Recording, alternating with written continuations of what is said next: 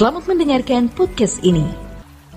Shalom, kebenaran hari ini 28 Juni 2022 dengan tema Samuan bagi Tuhan. Bapak Ibu Saudara yang dikasihi Tuhan, kita harus selalu mengingat bahwa manusia bukanlah makhluk gratis. Maksudnya, Allah memberi kehidupan kepada manusia bukan tanpa alasan. Ingat bahwa kita itu dari tidak ada menjadi ada. Bisa saja kita tidak diadakan oleh Tuhan, tetapi Allah mengadakan makhluk ini. Tentu Allah memiliki alasan. Allah memiliki rancangan. Oleh sebab itu, setiap kita ini sebenarnya adalah samuan bagi Tuhan. Tetapi bukan samuan bagi diri kita sendiri atau bagi siapapun. Saudaraku, samuan itu berarti seseorang yang tidak dikenal. Tetapi samuan juga memiliki pengertian yang lain, yaitu seseorang yang penting dan memiliki otoritas. Allah memandang penting sehingga mengadakan kita. Dan Allah memberi kita otoritas. Jadi, semua kita harus mengerti bahwa kita ini penting. Dan Tuhan memberikan otoritas untuk melakukan sesuatu, memenuhi rencana Allah. Allah memandang kita ini penting. Penting menurut kehendak dan rencananya, bukan kehendak dan rencana kita.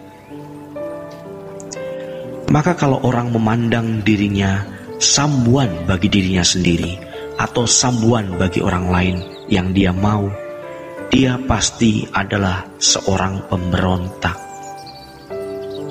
Orang seperti ini berkhianat kepada Allah yang mengadakan dirinya. Allah memberi kehidupan kepada manusia agar manusia melakukan apa yang Allah kehendaki dan memenuhi dan menggenapi apa yang Allah rencanakan. Maka makhluk ini luar biasa. Sama seperti orang tua itu memandang anaknya penting.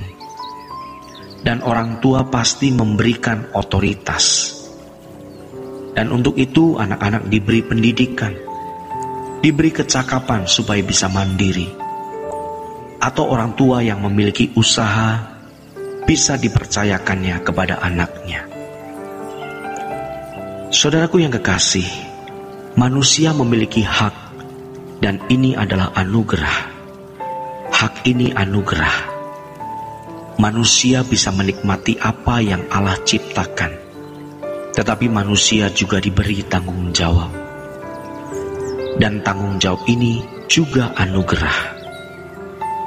Sebab kalau manusia memenuhi apa yang Allah kehendaki, maka dia bisa menikmati semua hak yang diberikannya. Jadi, hak dan kewajiban ini tidak terpisahkan, dan keduanya adalah anugerah.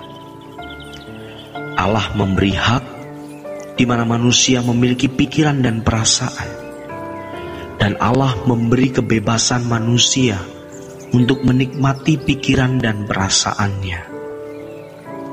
Tetapi manusia juga diberi tanggung jawab untuk menjadi serupa dengan Allah, sehingga manusia dapat membuahkan keinginan-keinginan yang sesuai dengan kehendak Allah. Dan jika hal itu terwujud, maka manusia menjadi anak-anak Allah. Jadi saudaraku, kalau manusia memenuhi tanggung jawabnya, maka barulah manusia menjadi anak-anak Allah yang menikmati segala apa yang Allah ciptakan, baik yang kelihatan maupun yang tidak kelihatan di dalam kekekalan. Seandainya Adam dan Hawa tidak jatuh dalam dosa, maka Adam dan Hawa memiliki keadaan segambar dan serupa dengan Allah. maka anak cucu Adam dan Hawa semua juga segambaran dan serupa dengan Allah. Jadi idealnya, manusia pertama ini beranak cucu setelah ia segambar dan serupa dengan Allah, agar keturunannya juga dapat segambar dan serupa dengan Allah. Setelah manusia jatuh dalam dosa, manusia harus tetap beranak cucu, tetapi beranak cucu yang tidak ideal, tidak sesuai rancangan Allah yang semula. Saudaraku yang kekasih, Kejadian pasal yang kelima ayat yang ketiga mengatakan, setelah Adam hidup 130 tahun, ia memperanakan seorang laki-laki menurut rupa Selem dan gambarnya Demuth, lalu memberi nama Set kepadanya. Menurut rupa dan gambar siapa? Menurut rupa dan gambar Adam.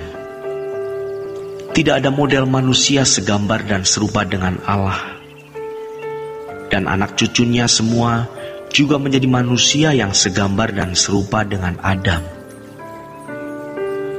Inilah yang dikatakan dalam Roma pasal 3 ayat yang ke-23. Semua manusia telah jatuh dalam dosa, yang dalam bahasa Yunani artinya adalah meleset, yaitu hamartia. Hamartia juga berarti tidak presisi, tidak tepat, dan kurang atau kehilangan kemuliaan Allah.